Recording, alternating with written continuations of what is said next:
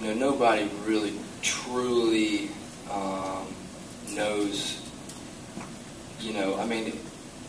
what was truly going on, and I don't even really truly know because, I'm worried about myself and doing my own job, but, just because a team struggles or, somebody struggles doesn't mean they're not doing what they're supposed to be doing, I've always said that, when you win, it cures everything. But when you lose, there's got to be a reason why you lose. And, is that why we lost? No. That's not why we lost, because of what was going on in the clubhouse. That has nothing to do with it. No, I think that, everybody goes and plays this game the way that they know how to play, and that's all I was really focused on last year, was just focusing on my game, and that was it, really. Did you ever have to go up to someone and say, come on, pick it up? No, I didn't. I never saw, or I never had to go up to somebody, hey, get your act together. No, that never happened with me, so. You mentioned Mariano a few times. What does he meant to the game and also for your profession?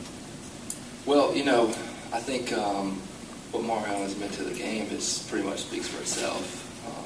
But for me, I call him the Godfather jokingly because, he's the Godfather of closers. But at the same time, I think that he's the guy that you got to go after. And, every time I saw him last year, I said, man, you're making my job harder to catch you every year. Found some kind of fountain of youth somewhere, but to me, he's always been special because of I may not be sitting here today if it wasn't for him. He's also very durable, Jonathan, and aside from what happened to you very early in your career, you've been able to avoid that. How much is that, his advice in that regard, in terms of your conditioning, helped? Yeah, huge. For so many years there in Boston, I was able to be under Gary Tuck, and who was also previously with Mo for all those championship runs in New York. So, how many times I heard repeat my delivery, I don't know, but repeating your delivery and conditioning your body to do one thing, repeat a delivery, and Mariano was religious about it, and I think Gary kind of took that into his role with me and making me realize how important that aspect is. Hearing those words for you didn't come until later because you didn't pitch a whole lot in high school. How do you feel like that affected you in a good way down the line, even here and now? Yeah, I do. I feel like,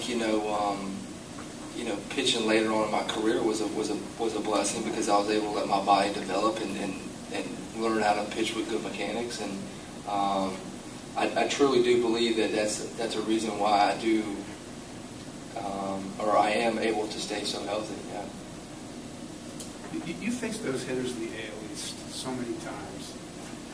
Is there something that you're looking forward to about going out and facing hitters who haven't seen you 20, 25, 30 times? No question. It got there. To be honest with you, there were really some days where it got kind of old sitting there saying, "Okay, I got to face Jeter again," or he's seen everything I got. I've seen everything he's got,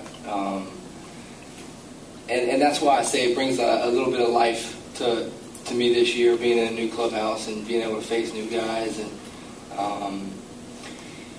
play the game of baseball in a National League way. I think when you come over here, you're playing baseball, and it's a little bit more of a strategy and a little bit more of a game than it was in the American League. I don't know yet, but I'm assuming that it will be, and I'm excited to do that.